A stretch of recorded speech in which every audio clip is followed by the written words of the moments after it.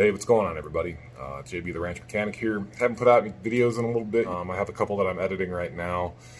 Just wanted to check in with all you guys, see how everyone's doing. I know this coronavirus thing is sweeping through the country and everyone's nervous and scared and buying things up. We're good to go out here. We're safe. We're isolated enough to where the virus hasn't really managed to reach us out here.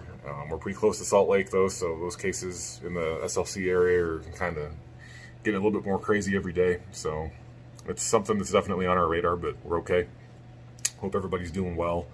Hope you guys are maintaining your distance and following the orders of all your public health officials and everything in your respective states. I'm out in the shop today. I'm cleaning some guns. I'm the ranch gun guy, so I clean all the rifles and shotguns and everything every season when we get started. So rabbits and squirrels are coming back out of their hibernation, so getting ready for all that. You know, I got some shelves set up in here now, obviously, as you can see. Still a mess in here. I haven't really gotten anything else done. I would like to cut the door today, so that's kind of my next project once I get finished up with these guns. But yeah, not a whole lot to really talk about. I just wanted to put out a quick video and let you guys know that I'm still alive. I hope you guys are all doing okay. Really, really sad news came in yesterday. Sergeant Ben Jenkins from the Nevada Highway Patrol was shot and killed yesterday morning at about 6 o'clock. Ben was a good guy. I'd met him a couple of times. The law enforcement community out here, since this is such a remote area, is really small. And actually, Sergeant Jenkins pulled me over on I-80 on my way back from Salt Lake a couple of weeks ago, back on March 2nd. So I was speeding, going well in excess of the limit. I don't know how fast I was going exactly, but he came up to the car and said, "Hey, Sergeant Jenkins, Nevada State Patrol, stopped you because you were speeding." And I just kind of chuckled and said, "Yes, sir, I was." I admitted it. And I was just dropping my aunt and uncle, the ranch owners here, off at the airport and bringing their vehicle back to the ranch for them. It was a quick trip. I didn't have my driver's license. I didn't have my wallet on me. I had no identification at all. And he ran my name and social and date of birth and everything and just said, you know, slow down. Don't want to see you get hurt, and cut me loose with a warning. So he was a good guy.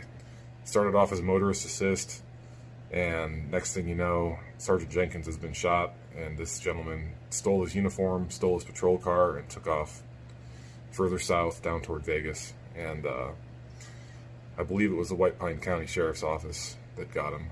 I'll annotate that if I was wrong, but he's in custody.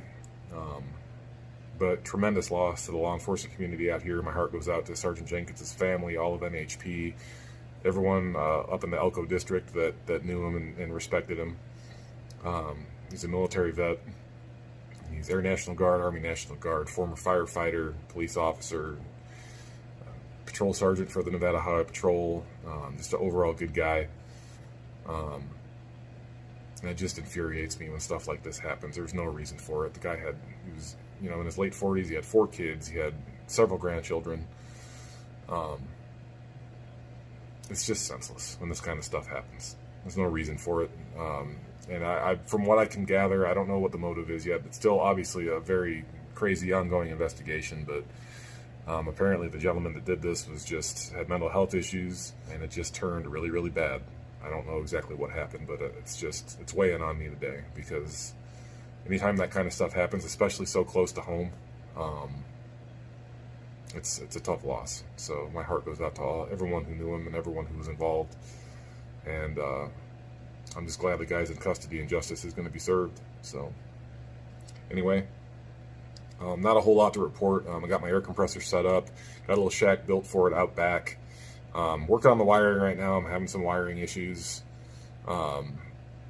Breaker keeps tripping as soon as I turn it on, so obviously I've got something shorted somewhere because I'm not an electrician, so I'm going to go through all of that again and get it squared away. But I would like to get the door cut in today and get the frame welded up so I can start moving my machines and stuff out here and get the house a little bit cleaned up. My wife's starting to get a little bit antsy about having all of my machines and whatnot in the mudroom, so I'm going to do a more involved tour of everything once I get the door and everything done and get some more stuff moved in out here. But a lot of work still needs to be done, and there's really no point in trying to film that until some of it's been completed. So still working on stuff, still working on trying to get some content out, but it's been kind of crazy. I mean, obviously all over the world right now it's kind of mayhem with this coronavirus thing. So I'm very blessed to be out here where, you know, I work 30 feet from my house. This has not impacted my job or my my lifestyle or my ability to provide for my family at all.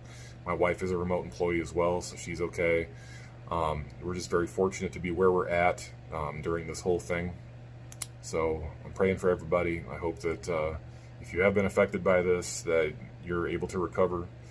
And I hope that your friends and loved ones, family members, all that are doing okay. So anyway, there'll be more content coming, but for now, stay safe. Do everything that your public health officials tell you to do, okay? I'd very much like to see everybody come out of this with as few casualties as possible. But for now, stay safe. I appreciate you guys watching, and we'll catch you on the next one. See ya.